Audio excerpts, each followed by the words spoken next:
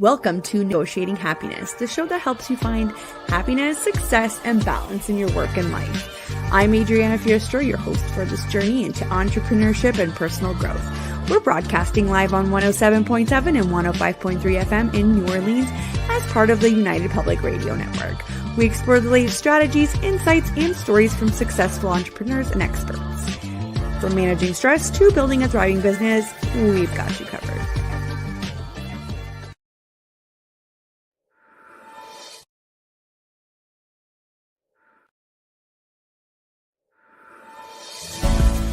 Looking for stories that are fresh and new?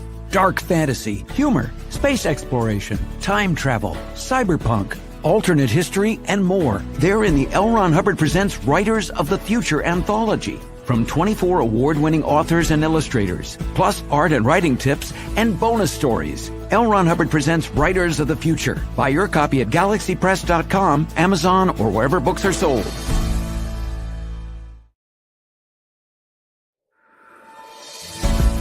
Looking for something new in sci-fi or fantasy? Check out what Brandon Sanderson, Orson Scott Card, Nnedi Okorafor, and others chose as the best news stories of the year in the L. Ron Hubbard Presents Writers of the Future anthology. From 24 award-winning authors and illustrators, plus art and writing tips and bonus stories. L. Ron Hubbard Presents Writers of the Future. Buy your copy at galaxypress.com, Amazon, or wherever books are sold.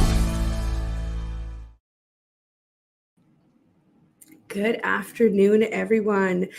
Welcome to Negotiating Happiness. My name is Adriana, and I am your host. And today is Monday, September the 18th, and I can't wait to dive in with our guest today.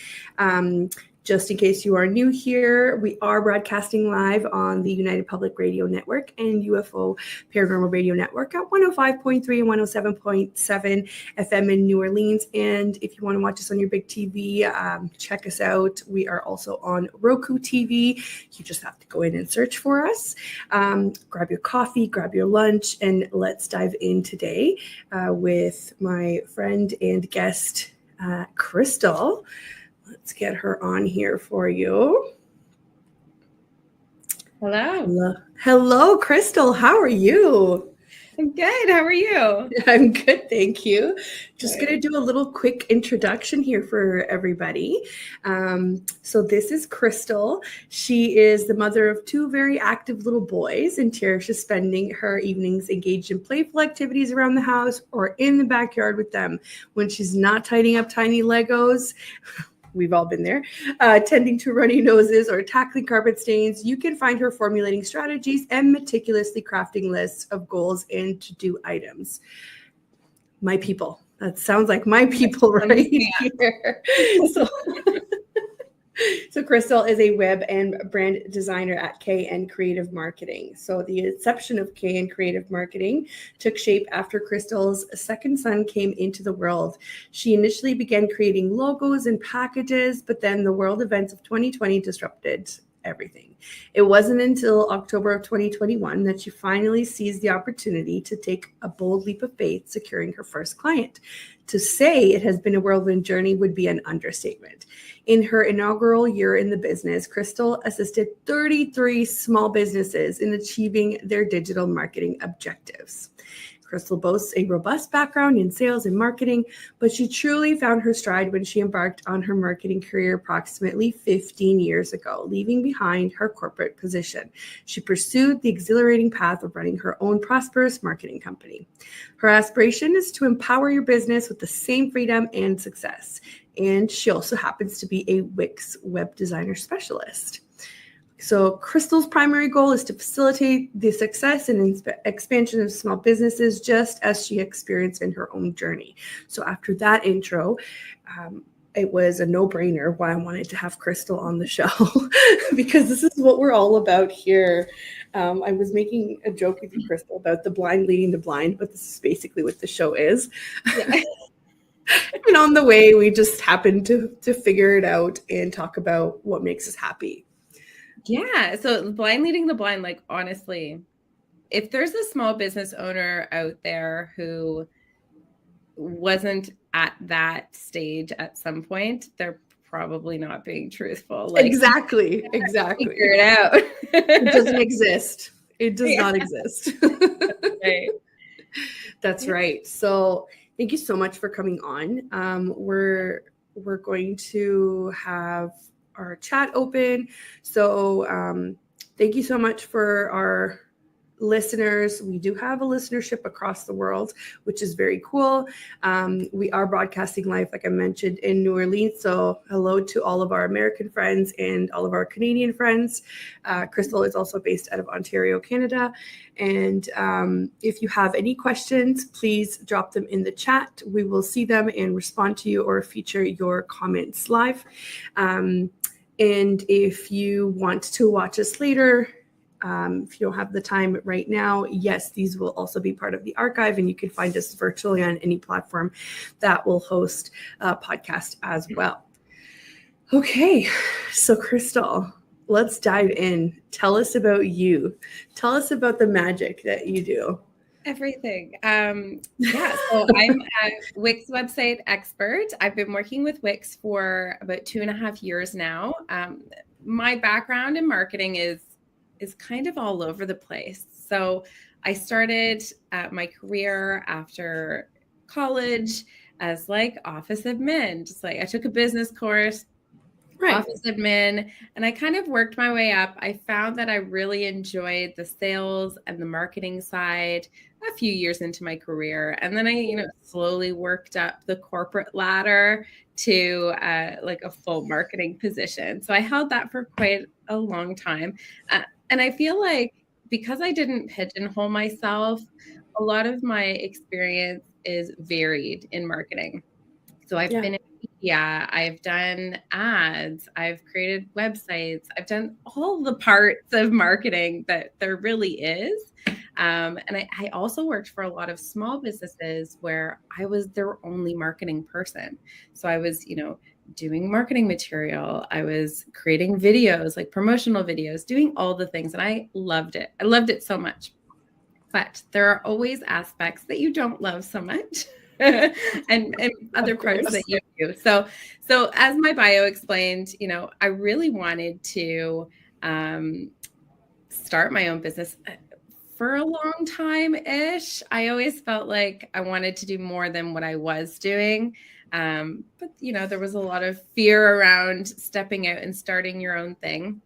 So after my second child was born, I don't know, call it postpartum delirium. I was like, that's it. I'm starting a business. I'm never going back. And, it was during COVID. So he was born in the summer of 2020 when, there was lots of fear everywhere. And I was like, I'm never going back into the world. Like, I'm just going to sit in my house and do a job, whatever that job is going to be.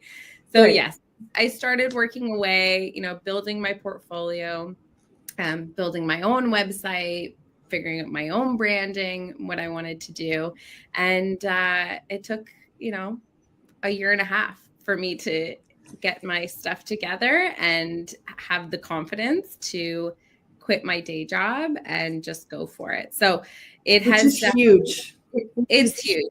It's huge. Yeah. I've talked on a lot of podcasts about what that was like taking that step to having an idea, maybe a feeling, putting it pen to paper, taking action, but then actually making that step, writing my resignation letter, handing it in, having my plan. And there are so many different feelings that go with it, and everybody's path is different. For me, I'm kind of like a very decisive person. So I'm like, either I'm in or I'm out. If I'm in, I'm giving it everything. If I'm not even looking at it again. So for me, once that feeling switched over, I was fully in it. I was full speed ahead. And every waking moment was devoted to thinking about building my business. So it's been a whirlwind. Thank you. I have to credit it to like social media, okay?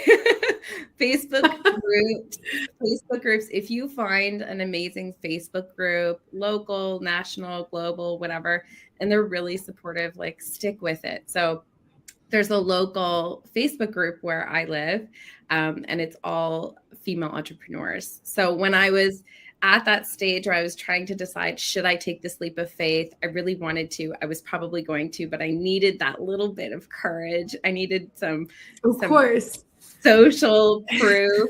So I posted on this Facebook group and I said, hey guys, like, this is what I'm thinking about doing. I'm thinking about starting a business. These are the services that I'm wanting to offer. Do people even need these services? Am I going to flop? Like, and I'm sure you were pleasantly surprised at how many people responded, right? That's right. Yeah. Tons of people responded. I actually got 5 clients just from that post alone. Amazing. And 2 of them are still my clients today, like 2 years later. So honestly, this is such a good story about if you don't ask, you don't receive. This is right? Exactly it, right? If you don't put yourself out there, you're never going to know. Also, I've been featuring Jen's post here from Honeyflow Coaching. Hello, Jen. Thank you so much for tuning in. And apparently she also knows the feeling of postpartum delirium. I feel like anybody here who has who's been around the subject of pregnancy knows exactly what postpartum delirium is like. So that your story actually, Krystal, seems very, very similar to mine, right? This is pretty much how I started as well. So it's funny to see what this collective trauma of 2020 did to people and how it launched their careers and this is like the revolution of the employees turned entrepreneurs, right? So I love to hear this kind of thing because I want to go, years in the future, I want to go back and be like, this is actually research, because every single entrepreneur that I've talked to has some sort of story that revolves around that. This is crazy. And it's crazy how much success people have found after such a traumatic kind of way of living. And I'm so happy to see people come out of that on the other side, and they've turned it into a positive thing, which just shows you what the entrepreneurial spirit can really do, right? Yeah. So it's wild to me. So while you're telling us about you, I also wanted to point people to your website as well. So if you guys want to check out Krystal while she is talking to us, I've just posted it here. It's kncreativemktg.com. And you guys can check out what she's all about there as well. So sorry, continue of how you flourished from social media, because you know what? People love to hate on social media, but I'm really glad that you're making this point of like, no, look at how you can use it for your business, right?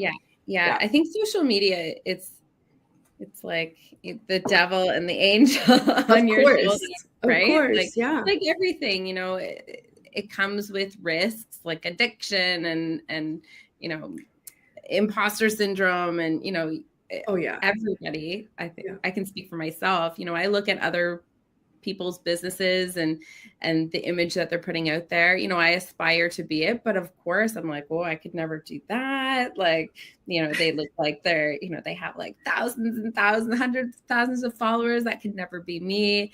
So there's all these bad things about it. But yes, right. But this is your opportunity to tell people that you don't need that kind of following to be successful, right? Because I say that all the time. I said, what you think they're doing in their business and what they're actually doing is different. And this is part of the reason why I wanted to start this. I wanted to talk to other entrepreneurs to say, listen, your idea of happy and success is not the same as the next person's idea of happy and what success means. And I'm really glad that this is my way of being like, we're not going to gatekeep. We're going to talk about what we do right and what we do wrong. And also, let's not forget that a lot of people that started out on social media that are viewed as traditionally successful are influencers, which have a lot of followers. Please, please, please remember that their image is carefully crafted. It is not always what the realistic, that's not what you're going to get here. We accidentally drop F-bombs, and we talk about how much we love our kids, but also how much like we just need a break at the same time. This is not what this is about, right? Like, we want to tell people this is what reality is, and you can do it too, kind of thing, right? Yeah. And one thing I wanted to touch on was very much in this realm of the positive and the negative is like, I find that I see on social media a lot of, you're stuck in a 9-to-5. I'm going to show you how to make $10,000 a month with my 5-minute course. It's like the new white picket fence is make $10,000 a month, and it's wild to me. It's wild. It really makes me quite upset because I was on the other side thinking, I want more in my life. I want that. Yeah. It seems so easy. Let me buy this. Whether the investment is small or big, doesn't matter, whatever you're comfortable with.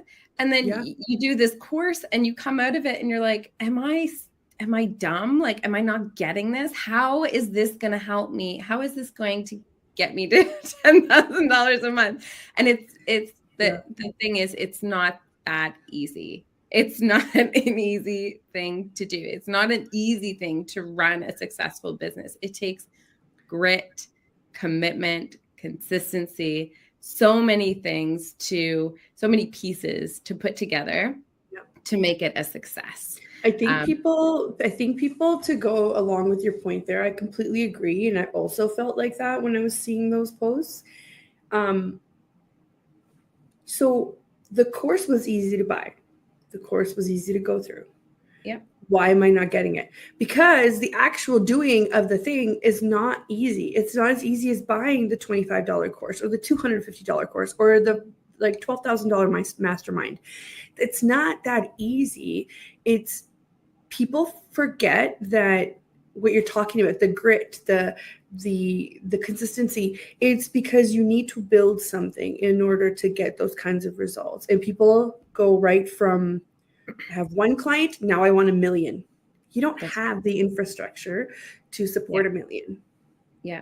And the in-between is what's going to make it or break it, right? Yeah. So like we've talked about this before in one of our episodes where you have to build, then you have to actually Jill, one of the copywriters and brand strategists that I had on the show, she talked about building, growing, and scaling in that order. Yeah. And a lot of people sometimes try to just like zoom through. And what happens is, let's say you started out from 0 clients to 10, right? That's probably how it happens for a lot of us. You didn't have the building stage. So now you don't have the systems. You don't have the capability to support it, but you also don't have enough to hire somebody to do that for you, right? So this is where kind of my job comes in to be like, let's backtrack. Let's kind of build your systems. Let's build your contracts. Let's build your client experience so that you can focus on getting from that 10 to 100, right? But people just think you can just zoom through because this course told you how to. Right. And it's like, in theory, but the course didn't like actually show you what day 1 versus day 1,000 looks like. Right. That's right. Yeah. And I think it's for us too, as entrepreneurs, we need to grow into it personally. Like we need to learn what it's like to not have any clients and hustle. And we need to know what that feeling is like. So then when we have these systems in place, we value them. Right. It's like making money when you're a kid. My 5-year-old's like, oh, I want that. It's like, that's $500. Do you understand what the value of that is? Right. No, they don't understand. So when you go through the trenches and you build your business and you feel the anxiety and you feel all of these things, you're learning and you're growing. So then when things are great, you know that you've put that work in and you can really appreciate it for what it is. For sure. And this is where kind of also Jen's piece on pricing comes into Jen from Honey Flow Coaching, where she where she talks about having appropriate pricing, because your day one pricing is not going to be the same as your like day 2000 pricing, right? Oh. Or maybe day 100 pricing, depending on how much value you bring to the table. And sometimes we are our own worst enemy, and we're the reason why we're not growing. And I 100% am right there. And it's so validating to hear it from so many different entrepreneurs that they're kind of like, yeah, me too. Like, yeah, I make those mistakes as well. So I'm super glad I'm to hear it. I'm gonna segue right into the branding and website with this. Yes. So it's the exact same mindset. So when you're building your brand, you need to understand what your values are, what your purpose is, what you want. Your messaging, all of it has to be built. And it's not a set it and forget it type of thing. It's a growing and evolving process as you grow and your business grows. Maybe your services change, maybe your target changes, your branding needs to change along with it, especially from day one to day, 3 or 4 years later. Like, we're always changing. Right. So when I first started my business, after that Facebook post went out and I got so many clients, I was like, I do marketing. I'll do anything you want. You want an ad? Done. You want graphics? Done. You want email management? Sure. Why not? Because I was in that spot where I didn't really know. I had an idea. I knew what I could do, but I didn't really know what I loved to do yet. So my initial brand was quite different than what it is now. Same. I did the exact same thing. I said, oh, do you want me to do admin work? No problem. Oh, you want me to do strategy? No problem. You want me to come to your office and you're in Ontario? No problem. I'll do that too. Like, it was just so all over the place. And I still do a little bit of that, but now I'm slowly also kind of figuring out, what do I want to do for the rest of my life versus what do I want to do for this next invoice, right? And but I don't discredit that though, because that's our hustle. That's our entrepreneurial hustle of making it work, because all of those invoices that I charged for very useful work for other businesses, I might have not loved it, but one, I got to know my clients, and as a result, my 3 retainer clients right now have been with me since day one. So it's been over 2.5 years, right? Almost 3 years now. So I don't discredit that. I just think that there's a time where you have to realize that you have to progress. So how do you do that? I think having a good website as your calling card in quotes, and having a good brand and messaging set in place is 1,000% key. And I've seen some people who run courses that tell you don't need one. And not to ruffle any feathers, I wholeheartedly disagree.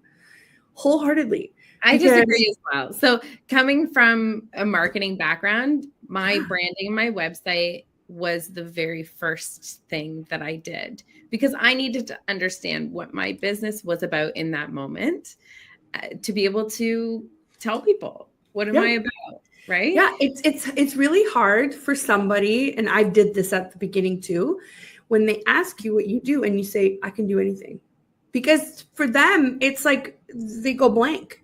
Like, I asked you what you're doing, and you can tell that I didn't even know what I specifically did. Yeah. It's better for you to get a client that aligns with what you want to do, and then later say, by the way, I can also do X, Y, Z, rather than you trying to get them at first with, I do everything. Oh, totally. Yeah. Because there's no trust there. There's no, I'm in the position right now where I'm hiring. I just hired a VA. So I went out shopping for a VA, and I came across so many that were not clear, maybe didn't even have a website, and I asked, can you send me something that shows what your business is? And they just have nothing. And there's no way that I'm going to hire somebody, I'm sorry, that doesn't have branding, a portfolio, even something as small as a Canva page, something. It's better to have something over nothing or my mistake before was I worked on my new website for a year and a half, and then I lost it. And that was such a good lesson for me, because it forced me in 3 days to do something. Right. And having something that wasn't 100% was 1,000 times better than me not having this new product that I've been working on for so long. Because after that, I signed 2 clients immediately, even though my website wasn't 100%. We're so bogged down on like the details on rather than focusing on the fact that you have something that is client facing, that shows them. So even if you are hiring somebody, would you not want to see how they write, how they communicate, considering you have to get along and you have to communicate with this person in order to keep your clients happy, right? Yeah. Would you not want to see how they present themselves to the world? Exactly. Right. Yeah. So 100% you need a website, period. Yeah. And also, like, how invested and committed are they to their business? Right. Especially as a website designer, I hear it all the time. Like, I want to say a third of the people that I talk to come to me and say, I had a bad experience with a website designer. They just ghosted. They set me up and then they disappeared. Which is wild to me. Like, did you vet this company? Was it somebody on, and not to knock all of those like Fiverr and Upwork, but were they from Fiverr and Upwork? Were they just somebody passing through? Right. And did they, there are definitely legitimate businesses on those profiles that have their branding and their business established, but for the most part, it's freelancers that are exactly floating through. You took the words right out of my mouth. I was ready to say the exact same thing. People don't realize that when you work with a freelancer, you're not necessarily working with the business. Right. Or when you work with the business, they don't have the same flexibility as a freelancer because they have responsibilities. Like, you need to start thinking, we talked about this too. It's like, you need to go from freelancer to CEO. Right. Do I call myself a CEO? No, but we're getting the point across of, I am a business owner. I have certain things that I need to meet. I have certain boundaries that I need to keep in place. And as a client, you need to respect them, or as a potential client, you need to respect them. And I will do the same for your business, right? I feel like freelancers, sometimes they stick too long in that stage and they don't get to be a business because their mindset hasn't shifted yet. Yeah. So they end up almost being treated like employees, but with none of the employee benefits. And I say this all the time. And VAs are actually probably the number one thing that I see on all of these Facebook groups or online, where everybody's like, you need to apply and need to send a resume and blah, blah, blah. And I'm like, but do you? Like, if you are a business owner, I would not apply as a business owner. Not that I'm above it. It's because it's not appropriate behavior from a business to business contract. You're right. Yeah. Right. And you're 100% right. When you're hiring somebody, you want to look at their website.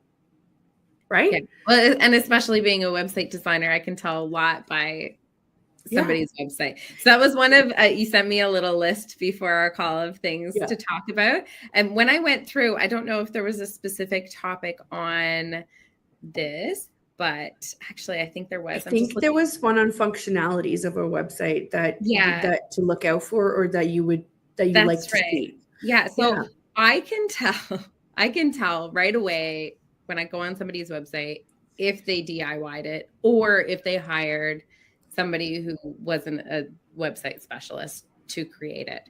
And there are a lot of tells.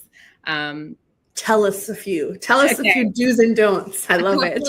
A couple tells that, I know the website is either, poorly made or poorly constructed or, DIY, is the branding isn't consistent. So your branding is your messaging, your tone of voice, your colors, your fonts, your elements in your website. All those pieces kind of go together. And one of my biggest pet peeves is seeing sometimes they're beautiful websites, well done.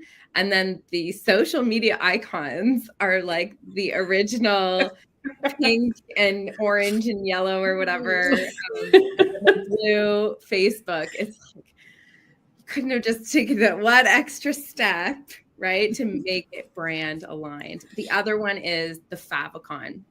So the favicon is huge. The favicon is the little tiny image that shows up at the top of your internet search. And to be honest, I forget to change that.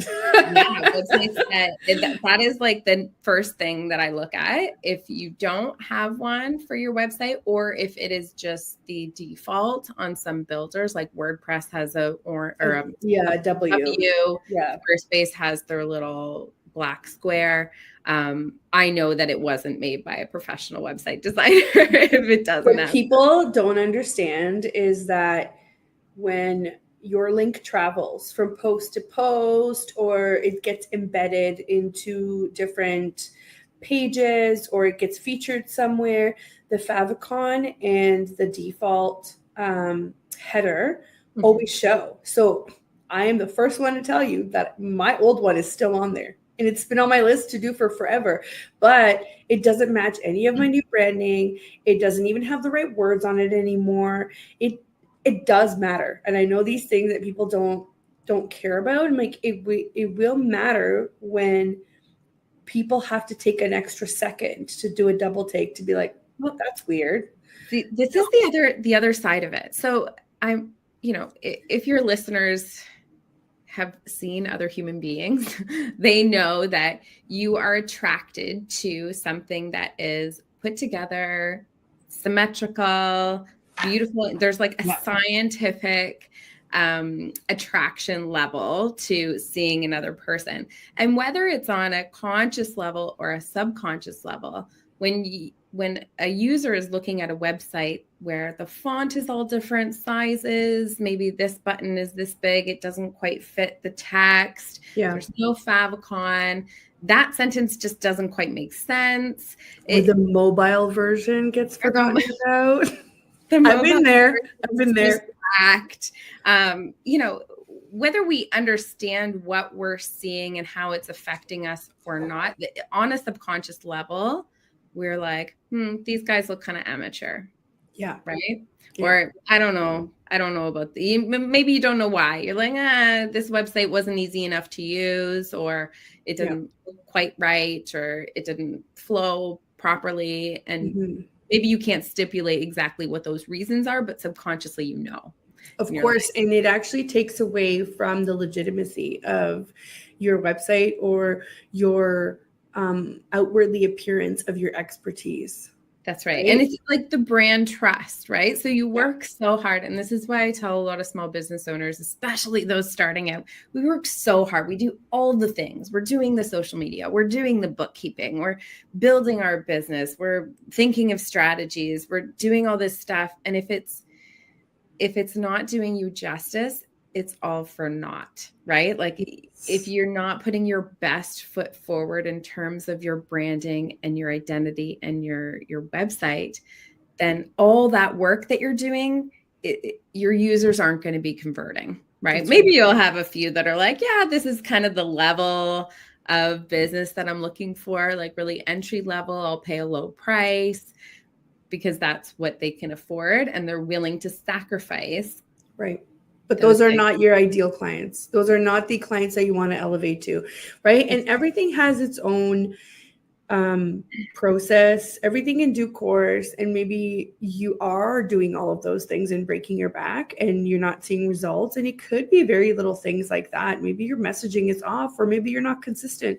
So why not have that opportunity? So to be honest, I DIY'd my website because I have experience in doing that. I have experience in design, but this time around, because I know better now, I had help from copywriters, right? Because I know that I cannot possibly do it all by myself, right? And then the next time I elevate my website, I'm going to call you, Krystal. I'm going to be like, just do it, right? Like everything in its own time. And I agree that you can't do it all at once, but you have to realize you get what you pay for. Or if you can't necessarily, like maybe the websites that I've been doing in different website builders have been just informational, but mine require sometimes they require forms, and sometimes they require integrations, and sometimes they require, like, drives me nuts. My embedded Instagram feed breaks every so often, like just stuff like that, right? Yeah, like that does happen. It just happens, and I know that, but it's you have to invest in your brand in order for the brand to get back, because remember, we are in the age of personal brands, and people buy from you. They don't buy, especially if you're a service-based business. Yeah. And If they like you, they will buy from you, because that is how our subconscious works, and that is what we're allowing for our attention to go to. We have all of these virtual meetings, and we despite the fact that maybe we're not, meeting face to face anymore, I would argue that we are way more global now. So we actually get to meet way more people than we did before. I don't care what anybody says about social interaction. I disagree. I get to talk to people from across the globe that I would have never met otherwise, right? Yeah. So our attention is so divided in all these different places that even a second more that it takes me to look at something, I'm already turned off, because I'm like, I'm so stressed out already. Yeah. So it's 3 seconds. 3 seconds is how long you have when somebody enters your homepage of your website to do a lot of things. We call it above the fold. So the first on a desktop, the first kind of rectangle that you see, you need to have your branding needs to be present. Yep. You need to speak to your audience. So they need to know that this website is for them. Yep. And they need to know what exactly your website is about. And then the last thing is the call to action, right? So all right there, 3 seconds, boom. Honestly, if you don't have those things, then the bounce rate is a lot higher. And their bounce rate is when people enter your site, stay for a couple of seconds, and then just X out. And the way you can check that out is, I've talked before, if you want to add a Google tag for Google Analytics into your website, you can get that information, and you can actually see how they enter your website. Is it through a landing page, or is it through your homepage? Where is it coming from? How long do they stick on, your average session is, and where they're from. So even like, I don't have great traffic, but I know where they come from, and I know, and it's where I want them to come from. I can actually block where other people come from if I don't want to work. Like, for example, I had some really weird spike in traffic from Turkey, and cool, that nothing against it, but I don't speak Turkish. So it's going to be very hard for me to work with somebody from Turkey, for example. I'm just giving an example, right? I love their food, though. Turkish food is great. But for what I need to do, I need to be able to communicate very clearly with my clients, and it's not somewhere that I would be able to do business with. So you get to know these little things and how your website acts. And it also tells you, like, if a page isn't performing the way you want it to, maybe you need to look over it, and you'll get that information when you go into your Google Analytics. And it is a free service, people. So you might as well use it, right? Yeah. So Google Analytics and Google and SEO is one thing that I think we wanted to talk on. Definitely having Google Analytics on your website. The other part of it, I guess it kind of happens when you put Google Analytics on your site, but making sure that your website has been submitted to Google for indexing, and you're connecting the two. Just because you make a website doesn't mean that it's going to show up on Google. Can you tell our listeners what indexing means? Yeah, sure. So I like to think about it. I'm a very visual learner, and I think visually, and I think about like those old Rolodex, right? The Rolodex with all the papers in it. So Google is the owner of the Rolodex, and your website is an entry in it. So when Google receives your website, which they don't, Google doesn't have eyes. They can't see what color it is. They can't see the layout of the pages. It's all in like zeros and ones and data. So when it receives the data from your website, it reads through each page of your site. It gives you a ranking, how good or not good your website is. And then it'll categorize you for your keywords in certain areas, and it'll rank you. And that's what Google ranking and indexing is. It's taking your website and it's filing it in its little Rolodex. That's the easiest way. No, it's perfect. It's perfect. So imagine people that have no keywords or didn't think about any of the strategy, where you're ranking on that, right? Yeah. So if Google looks at your website and it doesn't quite understand it, it sees an error here, it sees you're missing something there, it's just going to put you to the bottom. It's not going to have you in its like main core selection of websites that it's going to suggest to people or to users. Right. Yep. So if your website is fully functioning, you know, it has a favicon that goes to your SEO. All these little bits and pieces are calculated and you're given a ranking by Google. That's right. Yeah, it's all part of it. So I think I have a list here. I'm going to look. Yeah. So the things that are involved in SEO. So keyword optimization, we just talked about, making sure that, you know, if you are a donut maker, that you have donut, the word donut on your website and where you supply your donuts to. Do you deliver? Are they vegan? Are they made with something special that you want to attract people that are looking for that type of product? And also, like, if you are a donut maker, but maybe some of your clients don't know what they want, do you then add baked goods? Or do you think outside the box? Like, think about who you're speaking to, even when you put your keywords in, right? Like, I'll give you an example that people don't think about is when I was running as a virtual assistant, a lot of the keyword searches were how to be a virtual assistant. That was not helpful to me because that was not my audience. So what I could tell Google Analytics to do is to exclude me from the searches of how to be a virtual assistant. I wanted the searches that had find virtual assistant, you know, or even sometimes what is virtual assistant. Sometimes that would work too. So you can have negative keywords that you can control who sees your searches. And that is huge for anybody starting out. Yeah, definitely. And especially with VA, or, you know, let's say you only make vegan, right? You don't want to show up for other searches like gluten-free or whatever, right? You know what I mean?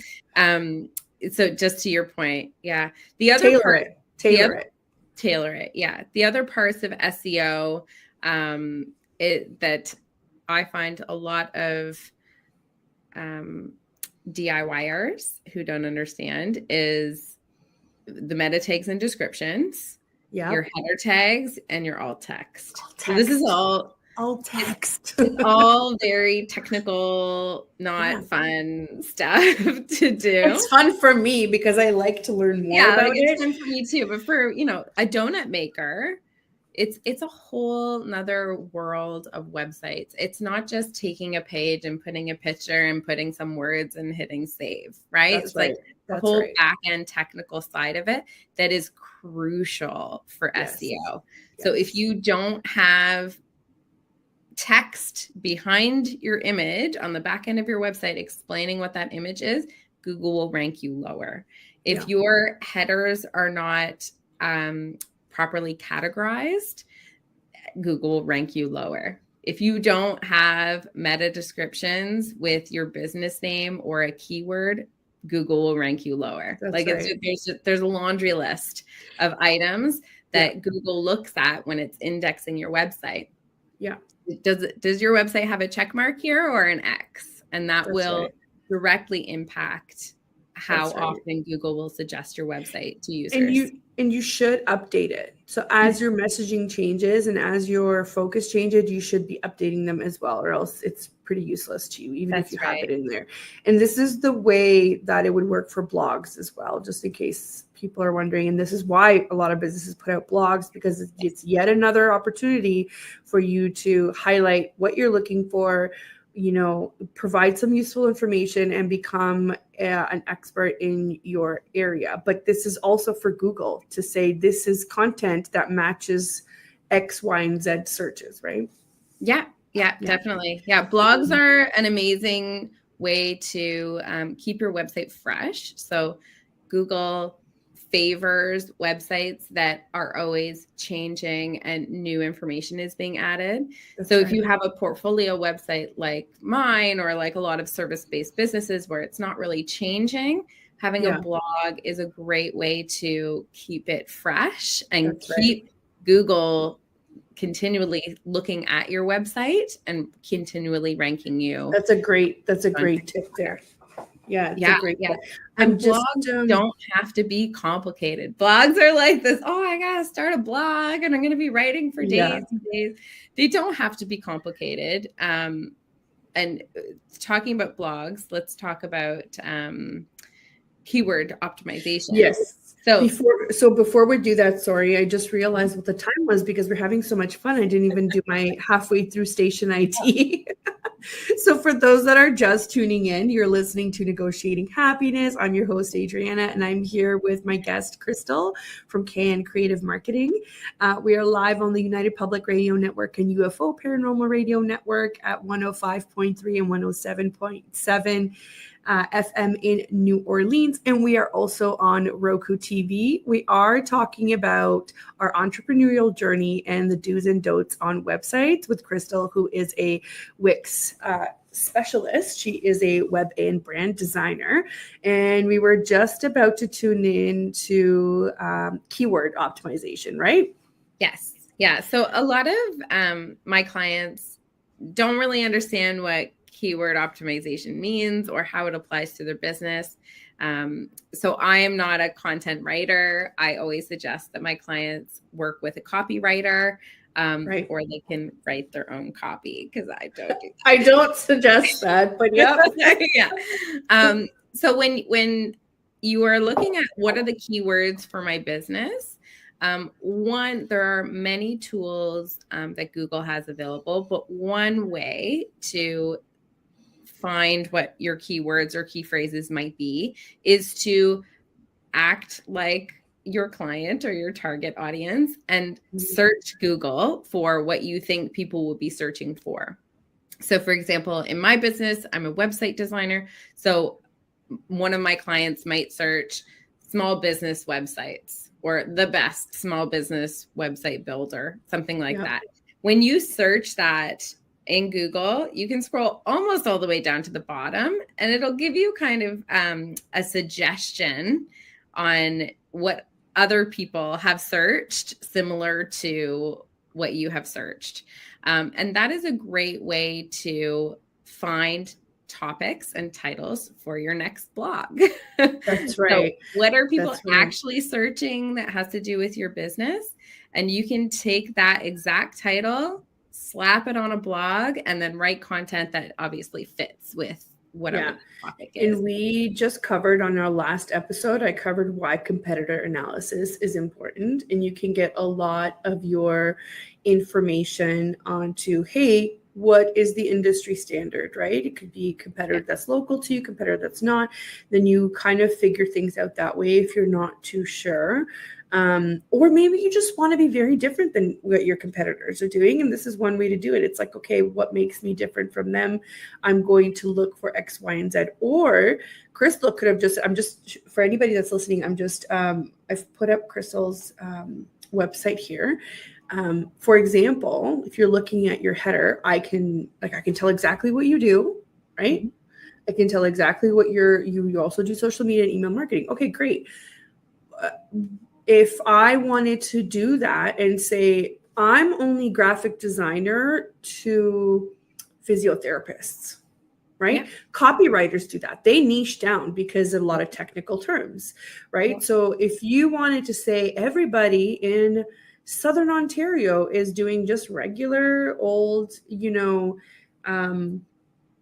service-based, or maybe it's product-based, right? I'm going to be very, very specific and niche down. So then obviously your keywords are going to be very different than your competitors. Yes. Right. So it takes what Krystal's saying is that you have to do some homework, and that's never going to stop. You have to do all the time. Yeah. And doing your homework before you build your brand, or in the process of building your brand and building your website, is really important. the pet peeve, okay, pet peeve from a website designer is somebody hires me to create their website, and halfway through the project they're like, actually, I think I'm going to change my services, or I'm going to change my target. And it affects everything, right? Of course it does. Brand new project. So being really clear on who your target is, what problem you're going to solve for them, what your goals are when users come to your website, whether you want them to book online or purchase a course or, purchase a product or just book a call with you. Those things are very important at the beginning of a project, and having full understanding before you hire is really important. Now, I can help my clients with that. I do have a kind of coaching option for my brand development where, we can sit down and we can have calls and coaching calls, and we can figure it out together, what makes the most sense and how to represent that in your branding and on your website. But yeah, doing that step is crucial for the success of your website. That's right. Yeah. That's right. And I've also said before too, there are many people out there who also offer freebies in terms of like worksheets or, just to give you an idea, like what are the kinds of questions that you should be asking yourself. Even though I knew what I wanted to do and I knew how I wanted to help people, it was so helpful for me to stare at. I think it was one of Jill Wise's classes where I'm staring at it and I'm like, oh, like, I don't know how to verbalize that. I know in my gut feeling what it is, but I don't know how to verbalize that. And it literally forces you to become to become on the receiving end of your answer, right? Okay. To be like, oh, but now because I went through all of this, I can now look at my client when they ask me, or a potential, like a lead, and say, I do X, Y, and Z because I've already gone through that exercise. So it never really stops. You have to continuously do homework, and that's okay, because you always, you totally just, you keep evolving, right? And when you evolve, you have to do the homework. There's no other way around it. That's right. Yeah. I like to look at my brand. I usually do it once a year. And I just do like a check over, right? I look back at my brand development that I did initially and say, is this still my mission? Is this still my vision? Is my target audience the same? Which ever since I've been doing it, there's always a slight change because I'm growing and evolving in my business, and my target is changing. And then, okay, so there's a little change. And what does that mean? Does my logo still apply to this new target? Mm-hmm. Is my messaging still on point for this new target? Do my packages still make sense for this new target? So once a year, I think, is a good pin to put in to just take a look at everything. And then if there are changes to make them. Yeah, no, that's right. I feel like I don't do it every year, but sometimes I get into these moods where I do CEO Mondays, where Mondays are kind of kept for basically the show and for doing development. And it's really helpful because sometimes I get into this mood where I just go and just scrap everything on a page and be like, okay, it's new, right? So I'm not as disciplined about when I do it, but I do agree you should be doing it so that you can I would say at least once a year. Like if you know that you're making a change in your business and it's halfway through the year, or you just did it 2 months ago, then that applies. But if you haven't looked at your branding at all and it's been like a year and a half, you're like, you should probably revisit it. And that's right. Everything. Yeah, that's right. And so, I mean, I've seen a lot of people like, you don't need to do, let's say, brand photos every time. I've seen a lot of people reuse their brand photos gracefully, I've seen a lot of people get really creative with what they can do on Canva. It's about working within your resources. And it's funny because when I start working with somebody and I kind of take a peek in their operations, we always find things that they're overspending on where that could actually be used in a different area of their business. So it's always a good thing to check in with a professional, because you might actually be losing out, because for the same expense, you might be getting more for your brand, for your business than you thought of, right? Because a lot of people don't know what all of these platforms do. So they end up signing up for them, and I say they have the same exact capabilities as the other platform you signed up for, right? Yeah. Or they have overlapping capabilities. So we can do something about that. And if you're not ready to have a professional deal with it, then that's fine. You're not ready, but you should be doing this homework that Krystal's talking about, regardless if you're ready or not. Because when you are ready, you can say, here's my content. I've worked on this for 2 years now. I want you to like make it shine, you know? Yeah, totally. Yeah. So we're almost done here. I've just kind of been scrolling through your website. So if anybody is looking to spruce up their website or have like a coaching call with Krystal regarding their brand, it would be mktg.com. Or here, I'm going to put it on one of our banners here. Why don't you keep up with her on Instagram? It might be a little bit easier. And then you can follow her links from her profile on there as well. Yeah. I do. We've talked a lot about SEO this interview.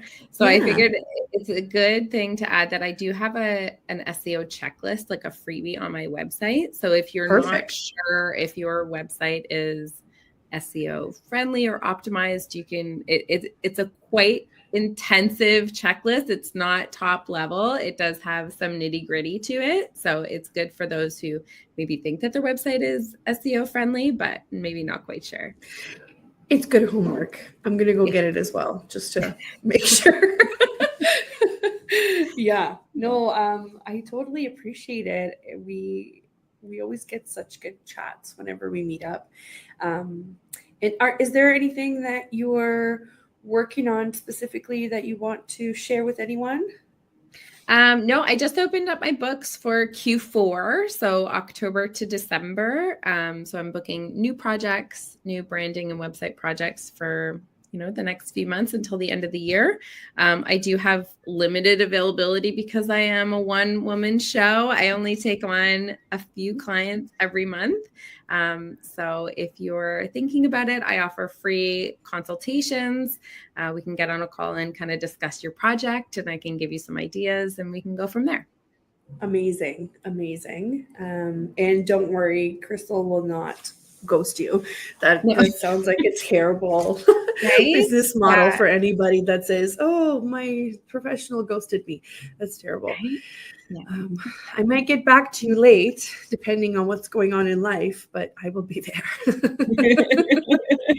Yeah, that's super cool. So we have like 2 minutes left. I want you to tell me what makes you happy, Krystal. Not mom Krystal, not wife Krystal, you.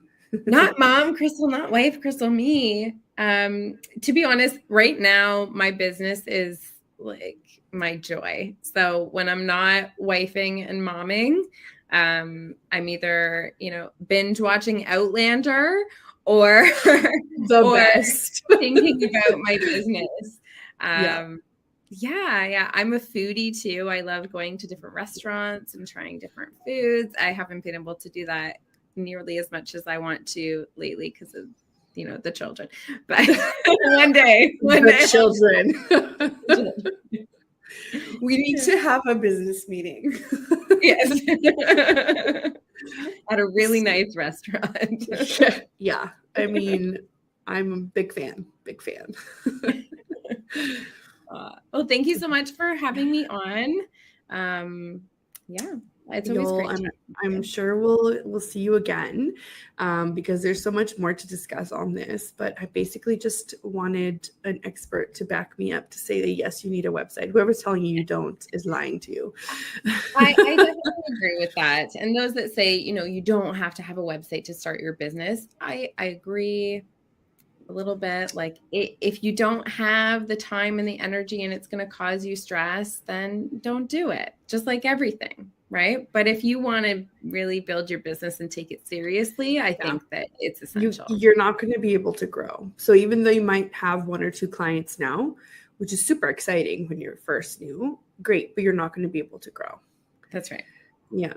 So Yeah. it's better to have something than nothing. I always say this, even if it's bad, then it just gives you perspective on why you need to hire Krystal, right? Yeah. It's true. It's true. Well, thank you so much. And I want to thank all of our listeners as well, everybody who commented. Jen was with us today, which was really nice. And just to, oh, there we go. Some technical difficulties. When do we not have technical difficulties? Always. So thank you all for tuning into the show. Big thank you to the station as well, the United Public Radio Network and UFOpreneur Radio Network. And join us next week. We're going to have some exciting things for you then as well.